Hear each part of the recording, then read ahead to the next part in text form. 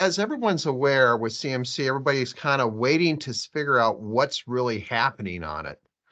And so we're going to go through the whole in terms of the December 26th announcement, what was changed and everything else, and what do we actually have to see in terms of the environment. And it's really interesting about the changes. A little bit for those who don't know about KAMIND IT. KAMIND IT, we're a direct Microsoft license reseller, and we're one of the few managed license resellers that are directly managed by Microsoft. There's roughly about 250 of us in the United States. We're also one of the 52 partners that actually provide AOSG licenses to GCC High and Office 365. And myself, I wrote over books on Office 365. Over 280,000 copies have been sold. And I'm also going to have passed the CCP. So I'm a CMMC certified CCP and in the process of going through the CCA certification class. This will make more sense as we go through, we look at what's changes and everything else. But with that, what I like to try to do is let's just go look and see what's happened. And DoD, like someone going on vacation, what they did, they released the update actually on December 22nd, that Friday in the afternoon, roughly about 3 p.m. or 6 p.m. East Coast time, and with an announcement that they'd have released it formally on the 26th. So it's in the Federal Register. Now, what's interesting on the changes is that when they actually released the document, they put comments and questions. So as you're aware of over the year, that then we had the previous ruling, you've seen a lot of things in terms of questions to DoD. What happens about this? How do we actually handle managed services providers? What is out of scope? What is in scope? What version of NIST 800-171 are we looking at?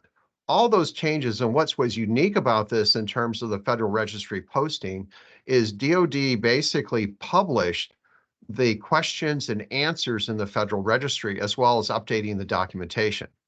And why is this important? Because if you look at the normal rulemaking process, interim ruling goes out for about, in this case, 60 or 30, 60 or 90 days, which is what they did at 60 days. But in order, there's usually a period when they go through rulemaking analysis process, looking at the comments and feedback. So my interpretation and ours as our community feel that instead of the 1-year delay of having the ruling actually come out, they're actually to fast tracking of this. And we'll understand why when we actually look at the dates, because one thing that they haven't done in terms of the current ruling, there's been no mention about changing the dates. So we're still all executing according to that October 1st, 2025 date. But for those that are basically looking at what's going on, and it's really, you have to understand where DoD is coming, and we're 100% agreement with it. And the changes that Microsoft has done in terms of licensing and license management. In the old days, you used to look at things where you would plug cybersecurity as a pillar on the side. Those days are gone. And it's like, and when you're looking in terms of how you put your environment together now and on Office 365 or GCC High, you have to basically integrate cybersecurity in the platform. And a good example of this is a lot of folks uses like third-party spam filters. And spam filters is an external filtering that's plugged into your environment. The problem we have today is that the way that the security stacks work, there's a constant analysis of the information coming through. And you have AI engines that actually look at what's going on to the desktop and the environment. And that's when those engines basically need an integrated solution. That's why cybersecurity, when you look at what the DoD is recommending on the slide, it's a foundation pillar of the environment. So you really need to internally look at your architecture and what you're trying to do. And that's what, when you look at what's NIST 800-171's doing and the DoD posting, they're basically trying to strongly encourage the defense contractors to grow this mode. So let's get ahead. Let's go look in terms of what's happening in the register. Now, you can actually go download the Federal Register. It's 252 pages and 0.6 type. You see a little picture of this on the screen below on the screen. But what they did something very interesting in this terms of the posting. They actually identified areas that are new and the existing areas. Like, for example, when they talk about CMC level 1 self-assessments, they went through and said, okay, let's talk about the new requirements now in terms of what contractors need to do. Let's talk about in terms of who has to sign off on terms of your CMC level 1. And to keep in mind in terms of the environment that we're actually having, this is really super critical that you really look at this from a standpoint about how you actually handle the environment and manage it. So in terms of CMC level 1, you're going to have to put things in the spurs. It's an annual terms of assessment that you're going to do. It's a self-assessment. And it's going to have to be signed off by basically the C staff or the owners of the company. Now, they also clarified in terms of the posting, in terms of what's happening for the self-assessment requirement for level 2. Again, they have new areas for it.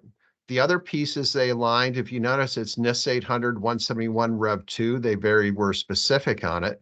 It's the same type of things. Now, what they're allowing in terms of assessments now for level 2 and self-assessments is that you can do POAMs. And the POAM, which is basically a plan of action, a milestone, basically a plan that you're going to fix the things that you discovered that were broken, has to be closed with 180 days of assessment. And again, you have to look at it.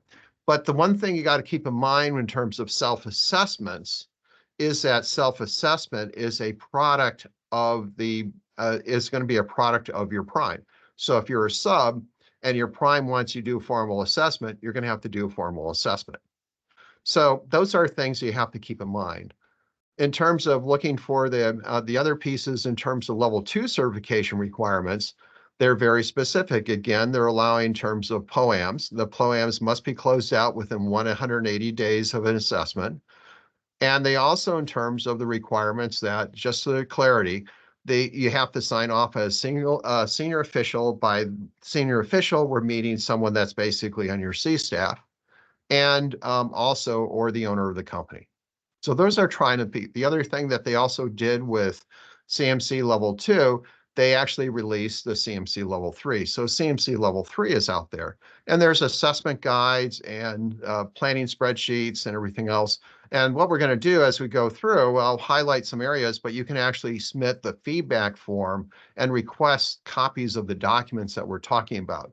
So I'll mention that over on to make sure that kind of keep everyone abreast of what we're trying to do. The other interesting thing is they have the assessment of the view of the client base. Level 1 people, they're talking about small businesses and mid-size, roughly 139,000. Level 2 assessment, going the self-assessment, you realize it's only a small number, roughly 2%. And certification assessments be 35, but in terms of level 3, that's only talking about 1% is going to be able to assess. Now, there's different views on this. When talking to some of my peers in cybersecurity companies, they're saying that, well, realistically, the DoDs probably have this off by a factor of 3. So keep in mind is that you have to look, and the reason why I print these numbers here is that if I look in terms of the current number of assessors, people have passed the CCP, such as myself, there's only 500 of us in the United States. And if you look in terms of the C3PO, those folks that are going to go through a level 2 or level 3 assessment, there's only roughly maybe 60 or 70 companies in the US. So if you're looking and planning to do this, this is not something you're going to kick the can down the road. I would strongly recommend that you start doing your self-assessment at level 1 and starting to put the processes and structures in place. Because when the time comes and push shoves to when you actually push and try to get things done, it takes time. And in order to actually meet deadlines, if you have a deadline to get assessment, you'll probably get charged a hefty acceleration fee to actually roll it through. So bear that in mind. No real change in terms of the structure. The pro structure is the same. 800 171 Rev 2 is specified. There's 3 levels. That hasn't changed, the same model. So you're seeing over time, we actually seen it kind of reduced down in terms of being more specific. And that's the interesting thing with what's posting. If you've gone through and read the Federal Registry, it really is giving you an idea of they're clarifying things. Even the new assessment guides, they're being clarified. So it's being much more clear in terms of what type of rulemaking and everything else is being changed. So when the first thing people usually ask us is quite a common thing is, well, that's great on what changed. What has not changed? Well, the rules are all in place in terms of DoD. You still have the Rule 29D41 in terms of the cybersecurity requirements. The DFAR Clause 7012 in terms of covered defense information that you kind of have to manage and monitor the environment. And also from a standpoint, you look in terms of what the acquisition register, you have the assessment requirement. The biggest thing they're doing is defining which version of special publication 800-171. And for those that know, there's really two versions of an 800-171 and an 800-171 assessor guide. So there's an assessment version. So if you're looking at the 800-171, you want to look at both versions in terms of what the 800 special publication 800-171 Rev 2 tells you, and also get a hold of the assessment guide. So you see what they're actually asking for, and that will actually help you. In terms of Rule the 720, basically you got to file a NIST 800-171. Now, part of what we're seeing in terms of the rules making, in terms of what's happening, they're clarifying in terms of what's going to be required for filing. As you're aware, is that CMC level 2 is aligned to NIST 800-171. CMC level 1 is a small subset. So there's clarification in terms of as you file your SPUR score, what you actually have to file. So the rulemaking that we're going to go through coming from December 26th is going to clarify what exactly you need to file as a contractor if you're only looking for level 1. Do you file the CMC level 1 numbers or do you file the NIST 800-171 numbers? So that's kind of up in the air, and we'll see which direction everything plays out. The one thing we're seeing in the rulemaking, and this is going to be with the final one, we'll make the adjustment. As far as everything goes, October 1st, 2025 is still the date. The date has not moved. And if you're looking at what that really means in terms of the environment, it's basically in terms of, we'll clarify and have a schedule in a second. And it really makes them say that you need to start this activity if you haven't started it now. And for those that more aware of 171, when you actually look into 171, it's very clear about the protection of CUI and non-federal systems. So you're seeing a lot of clarification, and you'll see some of the other things that I pull out some of the assessor guides. Looking at the timeline, this is still the timeline. So until the rule changes, this is what you're executing with. So if you look in terms of where we are today, where you need to go, you're basically looking less than 20 months before everything becomes official. So you need to take internally, look at your organization, what you're achieving, what your plans are, make sure you get the plans in place. At the minimum, I would strongly recommend that you do a CMC level 1 self-assessment and make the determination where you're going to have, if you're going to have CUI, are you in the right tenant? Are you in a different tenant? This is a 365 structure, of course, because if you're GCC high for CUI or if you're commercial for FCI. But you need to really look at where you are and do the assessment and lay your plans and strategies and start getting to it. We're running out of time. If you go to the CIO site, in terms of what they actually have, and you can actually go to the look at the Chief Information Officer site at the DoDDefense.gov. They'll have a link in here, and I brought this link up for two reasons. If you click on this federal registration where my red pointer is, that will give you access into all the assessment guides.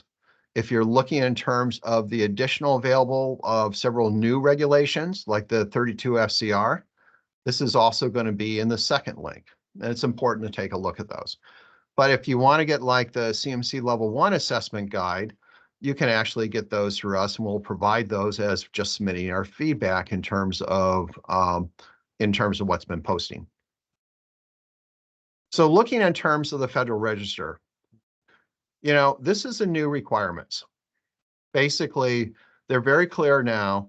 if you're doing a self-assessment, you're doing it annually. And so you need to put a process, a structure and process to actually handle it.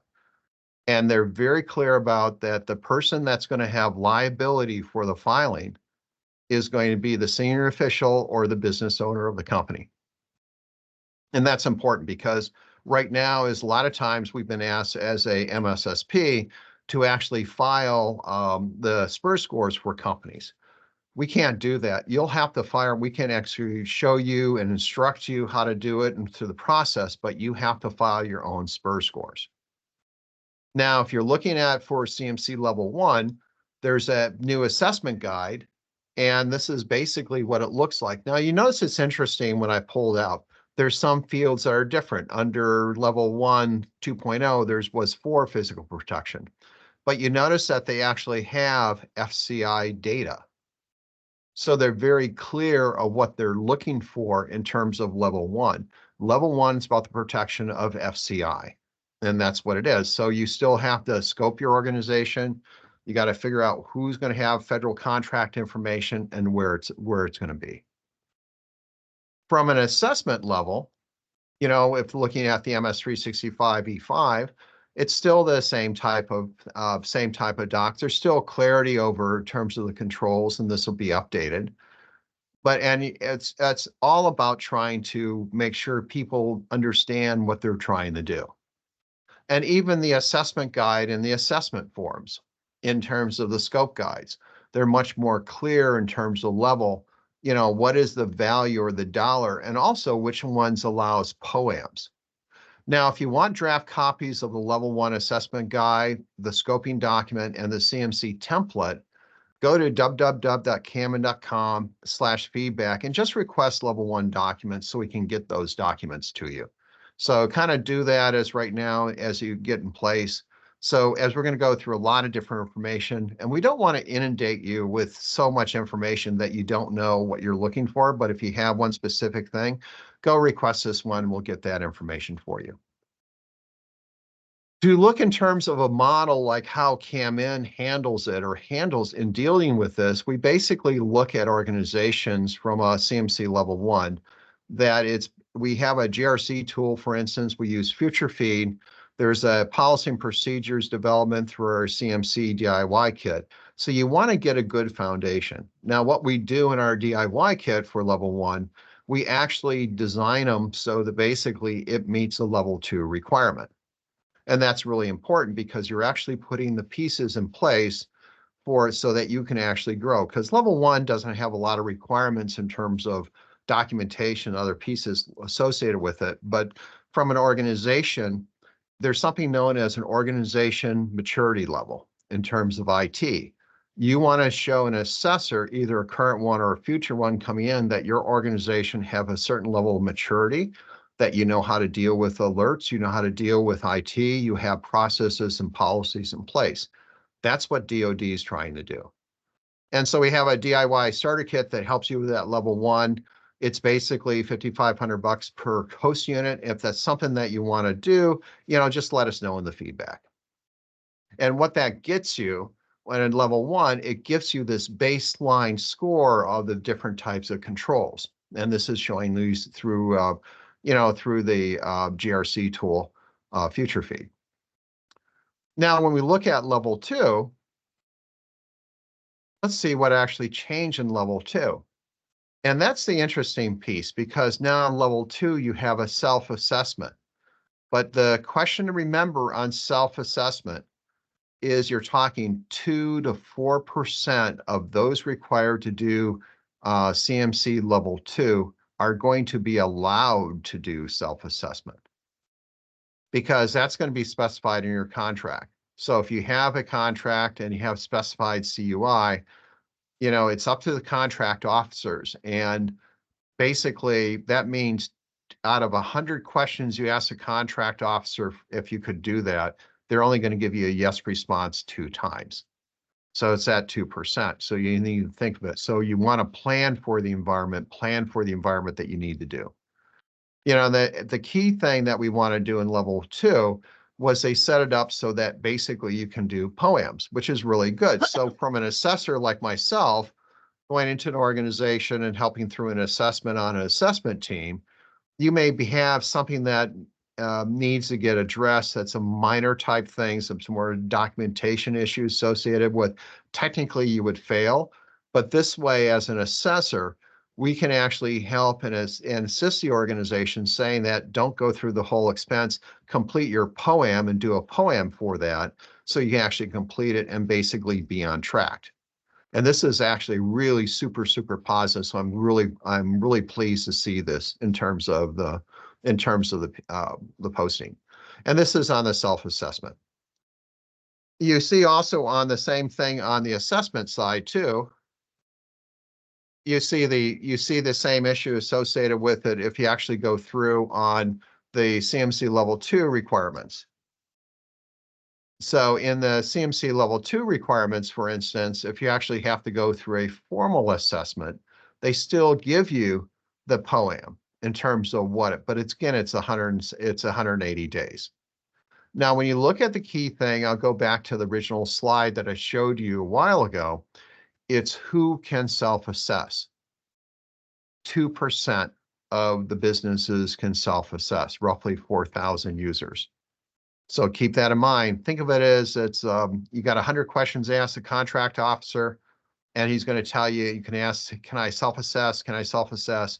And 98 times he's going to tell you no, and 2 times he's going to tell you yes. So think of it in that perspective. So I would actually plan and build your infrastructure so that you're going to go through a formal assessment. That'd be the safest way. So, plan for the worst and basically exceed where you're actually put together. CMC level 2, the other type of things that they've done, they actually came up with a new ruling, a CFR ruling 32 CFR, in terms of how the assessment comes and how you have guidance for it. And this was also a clarification, so you have some new rules in place. Now, what we did, like I mentioned earlier, we have the CMC level 1. If you're looking for the CMC level 2, go to the KAMIND.com and feedback and request in the subject in the comment, request L2 documents, and we'll make sure we give you these documents so you get a hold of them. So it's really different in terms of how you want to look at it. And they're very clear in terms of what DoD did is they define self-assessment, what it actually means. They define a level 2 certification assessment, and it's performed by a certified third-party assessment organization to evaluate the CMC level of an OSC. And that's really important because when you actually go through an assessment with a C3PL, you need to show a certain organizational maturity level. So get your processes in place, get your policies in place, show maturity how you're doing things, because that will give you the benefit of the doubt. And as you look in terms of detail, some more of the information associated with it, they're very clear in terms of how about CUI and the assessment guides. Now, keep in mind, the assessment guides, as we have over here, like a reminder, if you want a copy of those, send us a request through our feedback. But keep in mind, the assessment guides, these are subject to change, but this gives you at least the mindset that we're actually seeing from the DoD. And it also defines in terms of what's considered in terms of specialty assets, what is going to be out-of-scope assets. All that information is also defined in this guide as well. And along with this is basically you have the ability to do POAMs. So you're not going to be able to do POAMs on every control, only certain controls. And this is from the assessment template that DoD published. And basically, so you can get a copy of this by just requesting the feedback from us and we'll give it to you. And you can idea what are going to be the allowed POAMs that you have if you go through your, either your self-assessment or third-party assessment. Now, for those that know, is keep in mind CUI, its documents are labeled. There's marking defined in terms of CUI. And I would strongly recommend that you would actually go through the DoD CUI training. If you haven't done it, make sure you build that process in your organization so you routinely take care of it. And when you talk about if you do have CUI, now I'm talking from a Microsoft perspective, you have basically 2 organizations, what we call Azure Commercial and Azure Government. If you have CUI, you will be in Azure Government. If you are in GCC and someone said, hey, your CUI covered in GCC, It's not, because this one part here is the support for global and also ITAR's report. And part of the issue you have in GCC with Microsoft, since you're an Azure commercial, when new services are deployed, such as Copilot, for instance, those are deployed internationally, and Microsoft will not guarantee those are in continental US. So you immediately would have a problem, because if you actually had used one of those services and you have CUI in a GCC tenant, you're going to have to file a incident report with DC3, because basically you have a breach of data, a potential breach of data. And that's what you have to work out. So if you're in, just a heads up, if you got CUI, you're going to be in Azure government. Just that's the way it is. Now, there's other things that are coming out to help you, so you can do a level 1 organization with a level 2, like an enclave, and you can have a multi cross-tenant mixing. So we're working on a couple of projects for that to give people a different ideas how to do it. Some of the features that you have in terms of the service organization, this charts in our deck, it's really trying to understand the pieces of where you are. Keep in mind, GCC is really designed for state and local government. You know, it's supposed to be for tribes, and even though contractors are there, it really is targeted for a different target market. If you're actually CUI, you need to be in GCC High. And that's the key thing, is looking at the areas to look at, is these are the key areas in terms of what happens. Is it ITAR? Does it meet some of the requirements? Is it IL4, which you have requirements for? Now, the placemats hasn't changed. It looks similar to this. And in terms of what's in, there's no new. It's NIST 800 171. Now it's NIST 800 171 Rev 2. So we're very specific on that. And we're using a GRC tool. We use like feature feed. You start building an environment in terms of how to get the score. Now, keep in mind, a NIST 800 score starts at -205 to 110. And no one, unless you're really, really good 110, you have to make sure you document it, because what DIBCAC is doing is they are basically going through and auditing everyone that says they're 110. And they're looking at people that are not following through the rules. So what is the best way to get ready for level 1? I mean, level 2, as we go with CMC level 2. To really, quite honestly, it's starting with CMC level 1. And, you know, it's like I said many times before, start with the basics and get the basics in place. Build the base model that you want to have. Define where you're going to be the host units in the company. Define what's actually going to be responsible for that federal contract information. Now, in some organizations, because it's simplicity, you'll look at the entire environment, say the entire company, like at KAMIND for us. We look at the entire company as level 1, but we build an enclave for level 2, so we isolated information. Now, from a pure assessment standpoint, we really have reduced what is in the scope to basically reduce our assessment costs. But those are what you have to look at. So you're really looking at saying, put the foundation in the organization. And that's the key. Now, if you actually have looking in terms of which version of 365, it really comes down to, do you have a contract with specified CUI? If you have a contract with specified CUI, then you're going to be in GCC High. That's the fact. So, and there's a couple ways people do this. Is they will build a small environment with 1 or 2 licenses, build out the Azure interface, build out all the security controls, and they prep it so they have it ready so when they need it, so they can actually go through and be able to go, go bid on those contracts. And we use in terms of, when we look in terms of how to handle it, you've got to have a GRC tool to actually collect the data and basically organize it. And the GRC tool does certain things. It basically says, from a CMC assessment standpoint, it's a single point of truth. And it also shows your organization maturity level, because you're uploading your plans, you're uploading your change control. All those process things that you need to do that's specified in NIST 800 171, you want to basically make sure that's in place. So get the foundation in with level 1, then move to level 2. And when you're looking at level 2, it's basically saying that, where's this area? How do you actually scope this area? So I just focus on that one area that has a level 2 requirement. So from a assessment guide, and you can actually get this request and sort of feedback. We'll give you the template and links to it. It's really building out the controls. Microsoft is making a lot of changes with the 365 E5 in terms of what's happening in GCC High.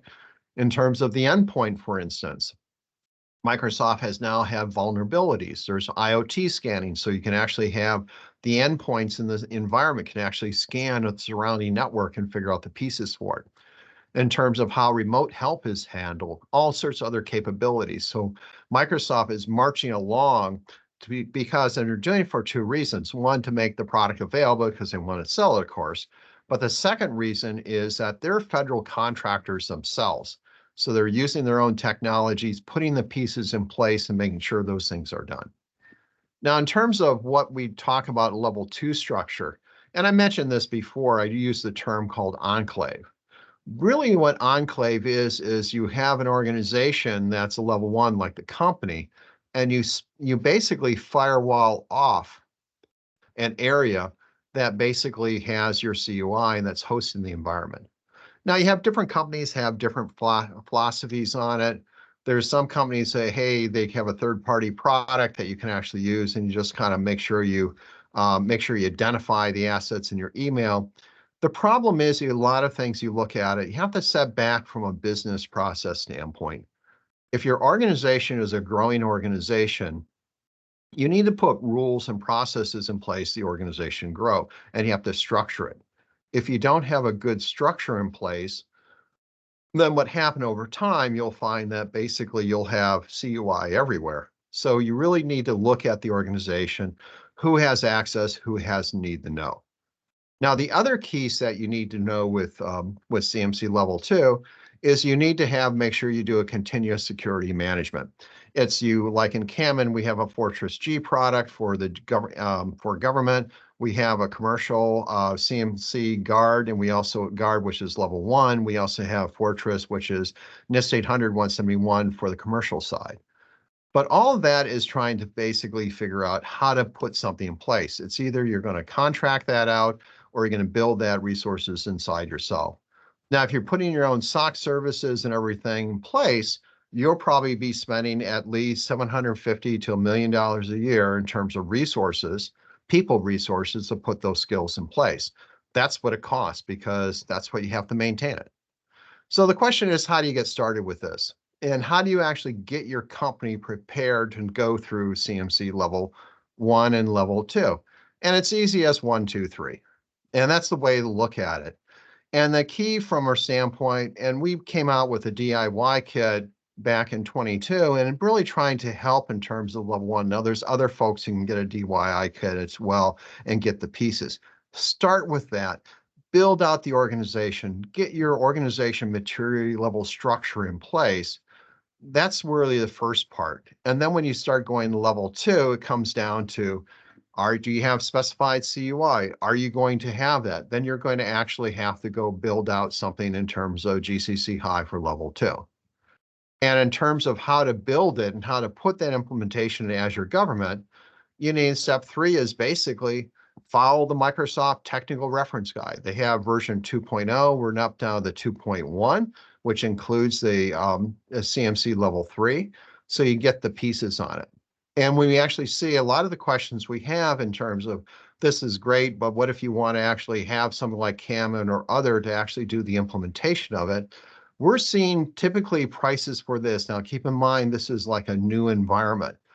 People will start with a DIY kit for an existing environment, but do a brand new build out of GCC High and with policy and procedures and adding security monitoring. This is typically what you would see. And so from a standpoint of certification, it's $15K. Now, if you have an existing GCC High environment and you want to actually put in place a level 2, what will happen, you'll find that it's going to be more expensive because there's much more interactions with users. When you build out a brand new tenant, it's very simple. You can put policies in place, invite users, say, this is how we manage it. If you're upgrading an existing environment, then you have to actually work with it and it takes more time. That's why a new tenant, you can get a lot of things in place in 1 to 3 months. And existing tenants, in terms of an organization structure you put in place, could take you anywhere from 12 to 18 months. Now, keep in mind, October 25th, October 2025, October 1st, 2025 is how many months away? And guess what? It's 18 months. So if you plan to meet your October 1st, you literally have to start like today or next month because it's going to end with your existing organization. So additional information, we published a lot of things, and I mentioned this, is if you want to understand, like I said, if you're looking for a CMC level 1, put that feedback request in. If you're looking for level 2, put that feedback request in. But also what I'd like to offer you is we have a CMC enclave in our white paper that gives you some ideas.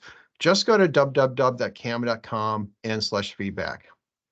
And with that is I'd like to kind of open up if anyone has any questions and see what additional things that we could offer for you.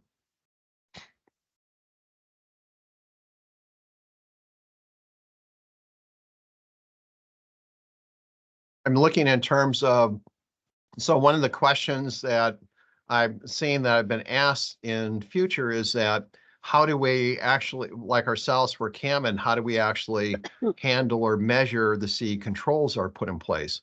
Well, we published a tool in the Azure Marketplace known as Guard Plus, and that came out as an audit tool that we actually have to basically go collect data and show how we're processing against our requirements. That's one of the tools we use. There's a CISA tool that was just recently released called Scuba, which does another additional type features on it.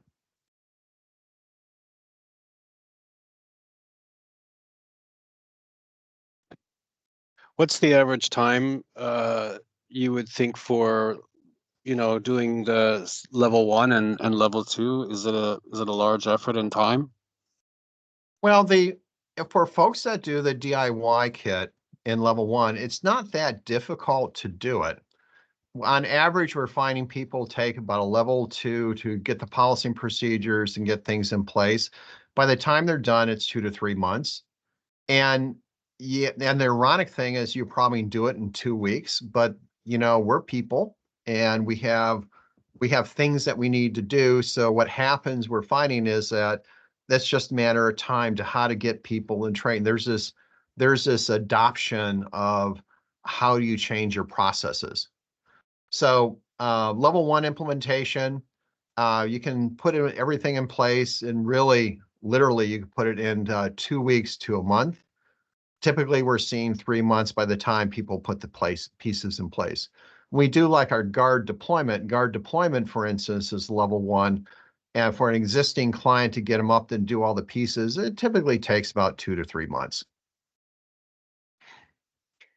So Matt, when you go in some of the early engagements, whether it's maybe like a DIY scenario, and you go in, are you finding that the customers have a realistic understanding of where they are at in the process, or are there eye-opening things that are coming into event where they thought they were covered in certain areas, but in fact they weren't?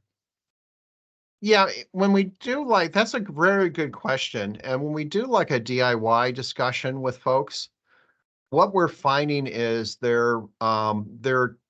it's pulling together different parts of the company and different processes. And they're like, we ran in one situation where, talk about, media protection, there's a physical destruction. And for proof of physical destruction of media, the easiest way is go to Iron Mountain, give them a box of papers, a bunch of hard drive, and get a certificate and build a process for that. It's things like that that people say, oh yeah, I didn't think about doing that. We should do that. Or what I discovered with another company that we had talking about the DIY kit, they saying, well, geez, yeah, now I understand why we need to put a structure for badges on it. So we have electronic door locks and everything else in order to meet some of the requirements. And it just makes sense. And we're seeing more people saying that I need to go ahead and do this. And the way we structure the DIY kit, we actually build into the capability of doing POAM so they can actually plan for these things. And it's actually helping them organize and improve their maturity level. That's probably the biggest thing I've seen is that companies are becoming more structured, and they're structured in a good way. And what happens is they're seeing their cost structure go down as a byproduct of it. Great, thanks.